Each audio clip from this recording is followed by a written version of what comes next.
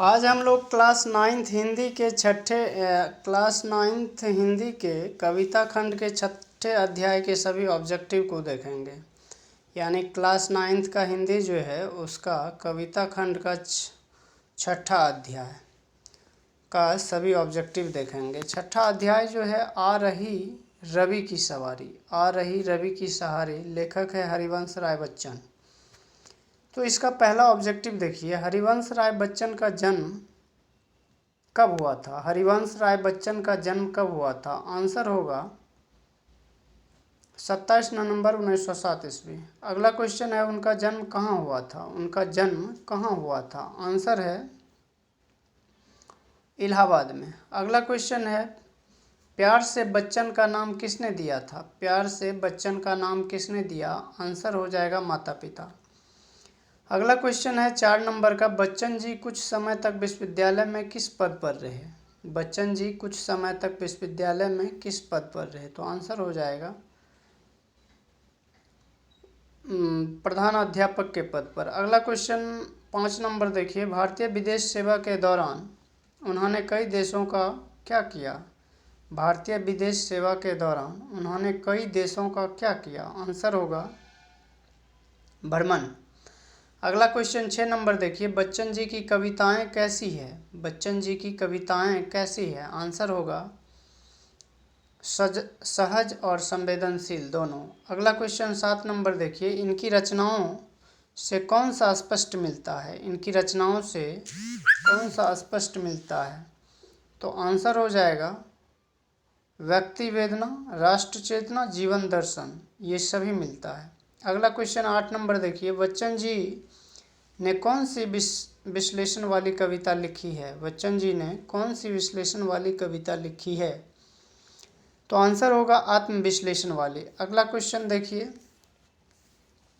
अगला question 9 number है, बच्चन जी ने कविता के अलावा किसकी आत्मकथा लिखी। बच्चन जी ने कविता के अलावा किसकी आत्मकथा लिखी? तो आंसर हो जाएगा अपनी। अगला क्वेश्चन 10 नंबर देखिए, बच्चन जी की मृत्यु कब और कहाँ हुई थी। बच्चन जी की मृत्यु कब और कहाँ हुई थी? आंसर हो जाएगा मुंबई में 2003 ईस्वी। अगला क्वेश्चन है, बच्चन जी कौन से सम्मान से सम्मानित हुए। बच्चन जी कौन से सम्मान से सम्मानित हुए? आंसर हो जाएगा नेहरू पुरस्कार। अगला क्वेश्चन है, आ रही कवि की सवारी, आ रही कवि की सवारी किसकी मृत्यु के बाद लिखी गई थी। आ रही कवि की सवारी किसकी मृत्यु के बाद लिखी गई थी? आंसर हो जाएगा पहली पत्नी। अगला क्वेश्चन होगा, बच्चन जी के प्रथम पत्नी का नाम क्या था। बच्चन जी के प्रथम पत्नी का नाम क्या था? तो आंसर हो जाएगा श्यामा देवी। अगला क्वेश्चन है 14 नंबर देखिए, रात के राजा के रूप में कवि ने किसकी चर्चा की है। रात के राजा के रूप में कवि ने किसकी चर्चा की है? आंसर होगा चंद्रमा की। अगला क्वेश्चन है, बंदी और चारण के रूप में कवि ने किसे प्रस्तुत किया। बंदी और चारण के रूप में कवि ने किसे प्रस्तुत किया? तो आंसर हो जाएगा पक्षियों को। अगला क्वेश्चन है 16 नंबर, कौन से अनुचरों ने सोने की पोशाक धारण कर ली है। कौन से अनुचरों ने सोने की पोशाक धारण कर ली है? तो आंसर हो जाएगा बादल। अगला क्वेश्चन 17 नंबर देखिए, आ रही कवि की सवारी कैसी कविता है। आ रही कवि की सवारी कैसी कविता है? तो आंसर हो जाएगा रूपक। अगला क्वेश्चन 18 नंबर देखिए, आ रही कवि की सवारी में किसका मानवीकरण किया गया है। आ रही कवि की सवारी में किसका मानवीकरण किया गया है? तो आंसर हो जाएगा प्रकृति। अगला क्वेश्चन 19 नंबर देखिए, हरिवंश राय बच्चन की सर्वाधिक चर्चित कृति कौन सी है। हरिवंश राय बच्चन की सर्वाधिक चर्चित कृति कौन सी है? तो आंसर हो जाएगा मधुशाला। अगला क्वेश्चन देखिए 20 नंबर, कवि किसे देखकर ठिठक जाता है। कवि किसे देखकर ठिठक जाता है? तो आंसर हो जाएगा सूर्योदय को देखकर। अगला क्वेश्चन 21 नंबर देखिए, आ रहा कवि की सवारी का केंद्रीय भाव क्या है।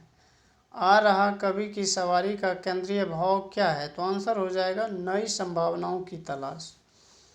अगला क्वेश्चन है, आ रहा कवि की सवारी किस कविता संग्रह से संकलित है। आ रहा कवि की सवारी किस कविता संग्रह से संकलित है, तो आंसर हो जाएगा निशा निमंत्रण। अगला क्वेश्चन 23 नंबर देखिए, सूर्योदय के समय आकाश का रंग कैसा होता है। सूर्योदय के समय आकाश का रंग कैसा होता है, तो आंसर हो जाएगा स्वर्णिम। 24 नंबर क्वेश्चन देखिए, राह में खड़ा भिखारी किसे कहा गया है। राह में खड़ा भिखारी किसे कहा गया है, तो आंसर हो जाएगा रात को। अगला क्वेश्चन 25 नंबर देखिए, आ रही कवि की सवारी में किस राजा की सवारी निकली है। आ रही कवि की सवारी में किस राजा की सवारी निकली है, तो आंसर हो जाएगा सूर्य राजा की। अगला क्वेश्चन है, रवि सवारी का पथ किससे सजा हुआ है। रवि सवारी का पथ किससे सजा हुआ है, तो आंसर हो जाएगा कली कुसुमों से। तो इस प्रकार से class 9th Hindi Bihar board का जो पोयम खंड है यानी कविता खंड है उसका 6ठे अध्याय का सभी ऑब्जेक्टिव हमने पढ़ा। धन्यवाद।